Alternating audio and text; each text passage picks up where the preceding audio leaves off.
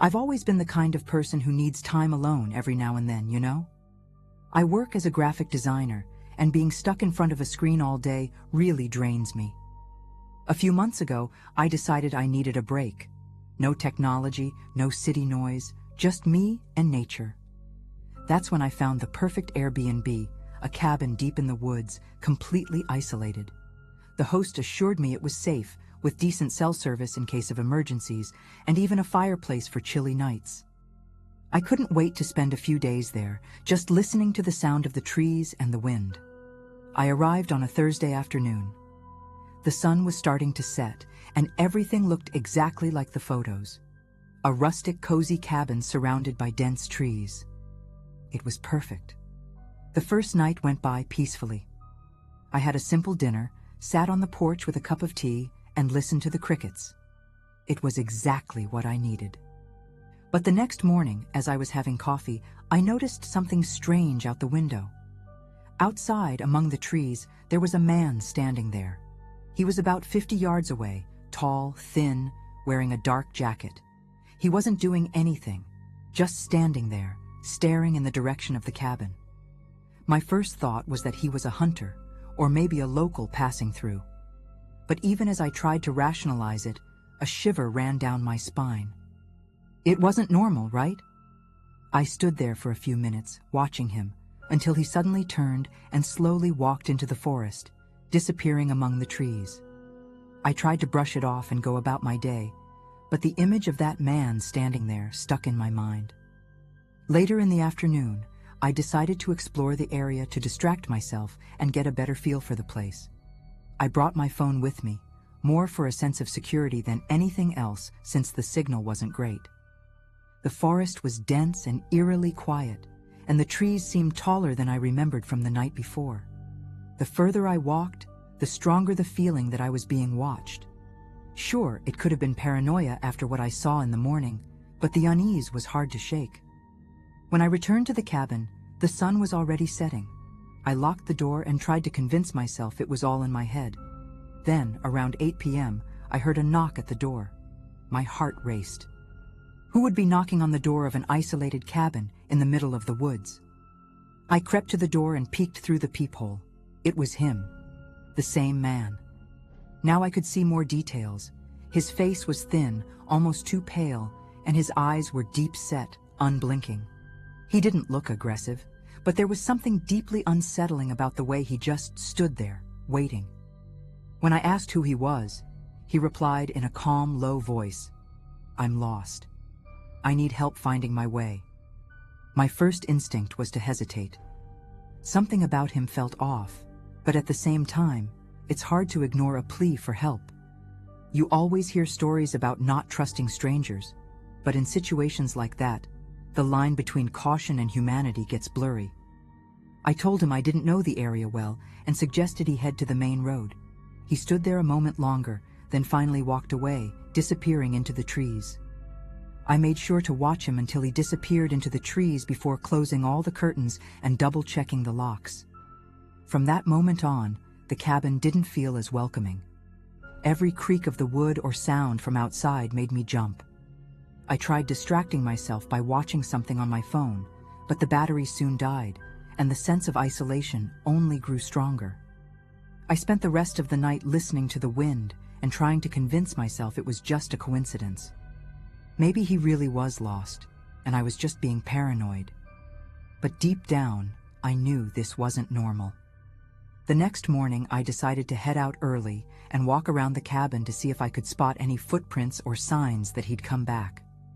I didn't find anything, which should have been reassuring, but it only made me feel more uneasy. I went back inside and resolved to stay in for the rest of the day, keeping the doors locked. It seemed like a good plan, until dusk. Around 6 p.m., as I was preparing something to eat, I heard footsteps on the porch. This time there was no knock, just the sound of someone moving outside. My chest tightened, and before I could decide what to do, I heard that same voice again. "I'm lost again." It was him. The same calm, deep voice. But this time, it felt closer. Almost intimate, like he knew I was standing there, frozen, listening. I couldn't move. I just stood there, holding my breath, as if that could make me invisible. He didn't knock on the door this time, or ask to come in. He just stayed outside, repeating those same words in a mechanical tone. I'm lost again. That's when I realized something that made my blood run cold. The living room curtains were still open. Out of the corner of my eye, I slowly turned toward the window, and there he was, standing on the porch, staring directly at me. His face looked even more off up close, like his features weren't entirely human, but something trying to mimic it. He didn't smile, didn't make any threatening movements. He just stood there, waiting for me to do something. My first instinct was to run to the kitchen and grab the nearest knife. I locked myself in the bedroom and sat on the floor, gripping the knife tightly. The silence outside was worse than the footsteps or his voice. After what felt like hours, I finally worked up the courage to peek out the bedroom window, which faced the back of the cabin. He was gone. I thought about running to the car, but the fear that he might be hiding nearby stopped me. I tried calling the Airbnb host's emergency number, but as expected, there was no signal. It was just me and him now, and all I could do was hope he'd leave, or figure out how to escape before things got worse. The night was pure hell. I spent hours sitting on the floor of the bedroom, holding the knife, trying to listen for any sound that might mean he was still there. The silence was so heavy that I could hear my own heartbeat in my ears. Around 3 a.m., exhaustion got the better of me, and I must have dozed off. I woke up to a loud thud, like something had fallen. My first thought was that he'd made it inside. My hands were trembling so badly I almost dropped the knife as I stood up. I took a deep breath, telling myself I had to act. I opened the bedroom door slowly, knife in hand, and stepped out. The living room looked exactly as I'd left it, except for one thing. The front door, which I'd locked, was wide open. My mind raced, trying to find a logical explanation, but nothing made sense. The door wasn't broken, and the locks were still intact. That's when I heard footsteps inside the house, coming from the kitchen. My body froze. The steps were slow, deliberate, as if he knew I was listening. Every instinct told me to run, but I knew if he was already inside, there was nowhere to go. Summoning the last shred of courage I had, I walked to the living room, keeping my eyes on the hallway that led to the kitchen. When I reached the doorway, I saw his silhouette. He was standing in the middle of the kitchen, staring at me with that same blank, unsettling expression, as if waiting for me to say something. I didn't know what to do. My survival instincts were screaming at me to run, but fear kept me rooted in place. He didn't move, didn't say a word. He just stared at me. The silence was so oppressive, it felt like it was crushing the room. That's when I noticed something in his hand, a crumpled piece of paper. Slowly, he raised his arm and dropped it to the floor, as if he wanted me to take it. I don't know where I found the courage, but I took a step forward, still clutching the knife, and picked up the paper. There was something written on it, but the kitchen light was too dim to make it out. When I looked back up, he was gone. I didn't hear footsteps or doors opening. He had just vanished. I didn't think twice. I grabbed my things and ran to the car. The car door was unlocked, something I could have sworn I'd secured before. I jumped in, started the engine, and drove without looking back. I didn't stop until I reached a gas station on the main road, just as the sun was rising. It was only then that I finally worked up the nerve to look at the paper. It wasn't writing. It was a drawing, crudely done, like a child's sketch. It showed a cabin surrounded by trees, with a figure standing in the window. It was the same cabin I'd stayed in. But what sent chills down my spine was the faint outline of a second drawing, almost erased, layered over the first. A human figure inside the cabin, holding what looked like a knife. To this day, I can't explain what happened. I never went back to that forest and contacted the Airbnb host to warn them. The host only replied that other guests had mentioned strange occurrences, but that no one had seen the man. I don't know who or what he was or what he wanted, but one thing is certain: that place wasn't normal. If you're ever thinking about renting an isolated cabin to unwind, take my advice. Choose carefully.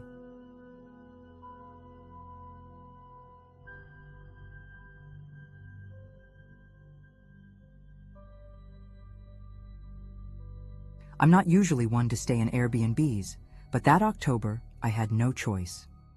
I was in Denver for a work conference, and since everything downtown was too expensive, I ended up renting a small house on the outskirts, in a neighborhood that had clearly seen better days. The streets were full of potholes, the houses had rusted fences, and at night, almost no lights were on in the windows. But I tried not to think much of it. The place had good reviews, and the host seemed friendly. When I arrived, the house wasn't anything special, an old structure with peeling paint. But inside, it was clean, and the couch looked comfortable enough to relax on after a long day. That night, I was exhausted. I'd spent the whole day running between meetings and presentations and barely had the energy to eat a sandwich before collapsing into bed. The bed was old, creaking at the slightest movement, but it was enough. I remember glancing at the clock, 10:13 p.m., before turning off the lights and passing out. I thought the neighborhood would be noisy, but everything was eerily quiet. No barking dogs, no cars driving by, not even the faint hum of a TV. It was a heavy silence, almost unsettling, but I didn't dwell on it. All I wanted was a good night's sleep. I woke up in the middle of the night with a strange feeling. It wasn't a noise that woke me, nor a bad dream. It was something different, like the air around me was heavy, loaded with a tension I couldn't explain. The room was dark, but a faint beam of light from the street filtered through the thin curtains, illuminating the furniture just enough. I lay there for a few seconds, completely still, trying to understand why my body felt on high alert. That's when I noticed something that froze me to my core, a figure standing at the foot of the bed. My heart was racing, but I couldn't move. The figure was tall, thin, and completely motionless. I couldn't see its face because the dim light barely outlined its silhouette, but it was definitely a person. My first thought was that maybe I was dreaming, but the chill running down my spine was far too real. There was no sound, no movement, except for my heart pounding uncontrollably. For a moment, I thought about screaming, but something inside me told me that wasn't a good idea. I forced myself to breathe slowly, trying to figure out a way out of this. My mind was racing, desperately searching for a plan. There were no weapons or objects nearby that I could use to defend myself. I thought about grabbing my phone from the nightstand, but my arm felt paralyzed. The intruder didn't make a sound or move. That was what scared me the most, the complete absence of movement.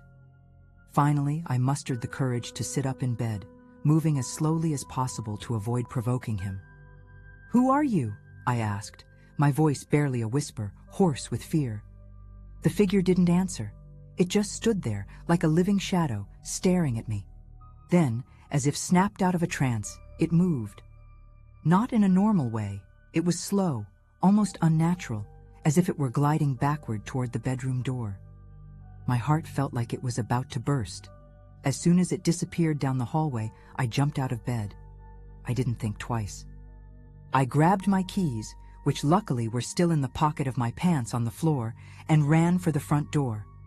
When I opened it, the cold night air hit my face, and that's when I realized how much I was sweating. I didn't look back. I didn't want to know if it was following me. I sprinted to my car parked on the street and got inside so fast that I didn't even notice I was barefoot. Inside the car, trembling and breathing heavily, I tried to calm down. I started the engine and shifted into gear without even thinking about where I was going. My only goal was to get as far away from that house as possible. The street was deserted, and the silence outside made everything even scarier. As I drove, the adrenaline began to wear off, and I started to realize how surreal everything felt. Who was that person? How did they get in? And more importantly, why didn't they attack me? After a few minutes, I pulled into the parking lot of a convenience store that, thankfully, was still open. I went inside, still shaking, not even sure what I was looking for. The clerk gave me a strange look, Probably because I looked like a mess, barefoot, rumpled clothes, and completely out of it. I grabbed a coffee just to have something to hold and sat at a table in the corner of the store, trying to organize my thoughts. That's when another horrifying realization hit me. I hadn't grabbed anything but my keys and the clothes I was wearing. My phone, wallet, backpack, everything was still at the house. Panic set in all over again. I couldn't just leave everything behind, but there was no way I could go back. After almost an hour of trying to gather my courage, I decided to call the Airbnb host. I borrowed the store clerk's phone, explaining the situation in a disjointed, panicked way. He looked at me suspiciously, but let me use it. When the host picked up, her voice was groggy, clearly having been woken up. I tried to explain quickly. "There's someone in the house. They came into the bedroom while I was sleeping."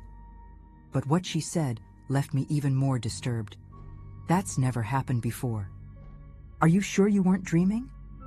My frustration grew, but I knew arguing with her wouldn't solve anything. I realized I had no choice but to go back. I couldn't lose my documents, my phone, and all my belongings. I got back in the car and drove toward the house, parking a few meters away to keep a safe distance. The silence on the street felt even heavier than before. When I got out of the car, my bare feet made soft noises against the cold pavement. With my heart pounding, I approached the front door. It was unlocked, just as I had left it. I stepped inside cautiously, turning on the lights as I went. The place seemed empty, but something felt off. My belongings were gone. Every bag, every piece of clothing, even the phone that had been on the nightstand. Everything had vanished, as if I'd never been there. My mind was in shock. None of it made sense. Whoever that intruder was, they hadn't just invaded the place. They'd taken absolutely everything I owned. I stood frozen in the middle of the living room, trying to find any clues, but the house felt colder and emptier than before. That's when I noticed something I hadn't seen earlier. There were scratches on the wall in the hallway near the bedroom. I moved closer, and my stomach churned at the sight of the crude markings, as if they'd been made with nails or something sharp. They looked like symbols, but I couldn't make sense of them. It felt like they were left as some kind of warning. Without thinking much more, I called the host again and told her I wasn't staying another night. She insisted I report the incident to the police, but all I cared about was getting out of there. I spent the rest of the night in my car, parked outside a nearby hotel, where I stayed until morning. When I finally called the police the next day, they went to the house but found nothing. Not the symbols, not my belongings. Everything had vanished. To this day, I don't know who that figure was or what they wanted. All I know is that the silence of that night will haunt me forever.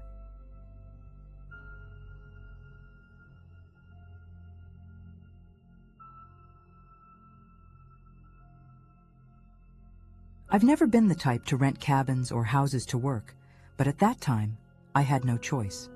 It was 2021, at the height of remote work, and I desperately needed a place to focus and finish an important project. I live in a noisy city, and with my neighbor renovating the apartment next door, the idea of a secluded cabin seemed perfect. I found an Airbnb that looked ideal, a small wooden house deep in the woods, about 30 miles from the nearest town. The reviews described it as peaceful and perfect for relaxing. Little did I know, what I'd find there would be anything but relaxing. I arrived on a Friday afternoon, just in time to settle in before sunset. The cabin was charming, with a porch surrounded by dense trees and the smell of aged wood that gave it a cozy feeling.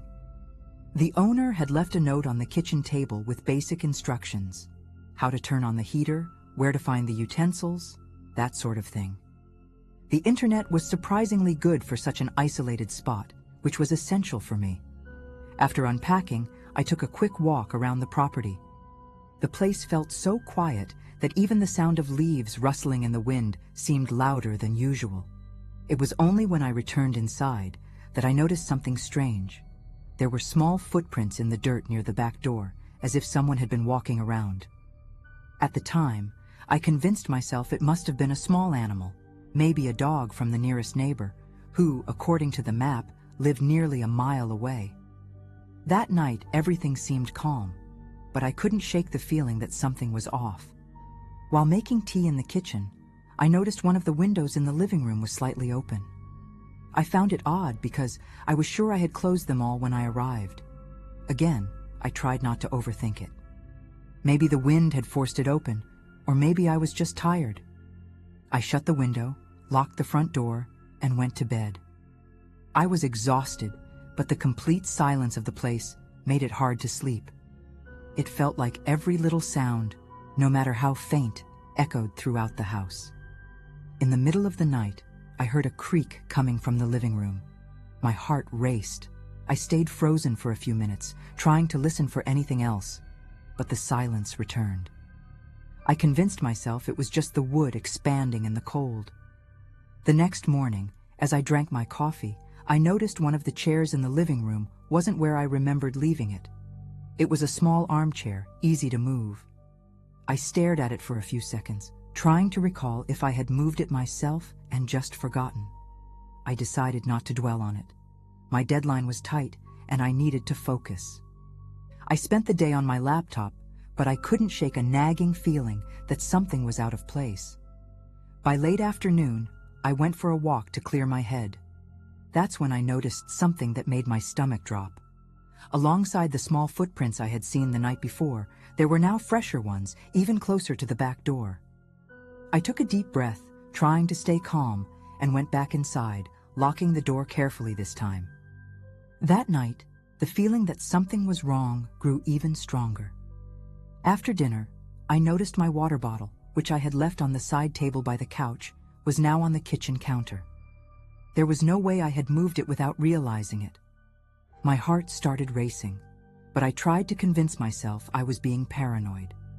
I spent the rest of the night working, but every noise from outside, rustling leaves, branches snapping in the distance, made me feel more uneasy. Before going to bed, I double-checked all the locks, making sure no windows or doors were left open. Around 3 a.m., I woke up to a muffled sound coming from beneath the floor. It was rhythmic, like something being dragged in the crawl space under the cabin. My whole body froze. For a few minutes, I stayed completely still, holding my breath and listening to that repetitive noise. Finally, I mustered the courage to turn on the bedroom light and grab my phone. I turned on the flashlight and walked to the living room, trying to ignore the fear making my hands tremble. That's when I noticed the small hatch in the kitchen, something I hadn't seen before. It was covered in a layer of dust, but there was a fresh mark, as if it had been moved recently. My heart pounded in my chest. Whatever was down there wasn't still. I thought about calling the cabin's owner, but honestly, I was frozen in fear. Each step toward the hatch felt heavier than the last, and the flashlight in my hand shook uncontrollably. When I finally got close, I crouched down slowly and touched the edge of the hatch. It was slightly loose, like it had been opened recently and not put back properly. I took a deep breath, bracing myself to open it, but the sound from below stopped abruptly. For a moment, everything was terrifyingly silent, the kind of silence where your own heartbeat feels deafening. Summoning every ounce of courage I didn't know I had, I pulled the hatch open. Beneath it was a dark, cramped space, illuminated only by the flickering beam of my flashlight. The smell of mildew and dust was overwhelming, but what caught my attention were the items scattered below. There was an old mattress covered by a dirty sheet and several personal belongings: a mug, a pair of worn-out children's sneakers, and a small backpack. My stomach churned at the sight. Someone had clearly been living down there. But the most chilling part was the feeling that I wasn't alone. A cold draft rose from the crawl space, making me step back just as I heard something moving deeper in the shadows. At that point, all I could think about was getting out of there as fast as possible. I slammed the hatch shut and ran to the bedroom to grab my things. My hands were shaking so badly that it took me a while to shove my phone into my pocket and open my suitcase. The silence from below was even more terrifying than the noise I had heard earlier, as if whatever was down there was waiting for me to let my guard down. I tried to convince myself it was just some desperate intruder using the space for shelter, but something about the situation felt wrong, deeply wrong. While I was packing in a frenzy, I heard a noise outside. It sounded like light, quick footsteps circling the cabin. I ran to the window to look out, but the darkness was too thick to see anything. I grabbed my car key and walked to the front door, but as I unlocked it, I noticed the latch on the back door had been tampered with. By that point, I wasn't thinking rationally anymore. I just bolted, throwing open the front door and running into the cold night, the crunch of dry leaves beneath my feet as I sprinted toward my car parked out front. I reached the car with my heart pounding in my chest. My hands were trembling so much that it took me a few tries to get the key into the ignition. As soon as the engine started, I turned on the headlights and looked back at the cabin.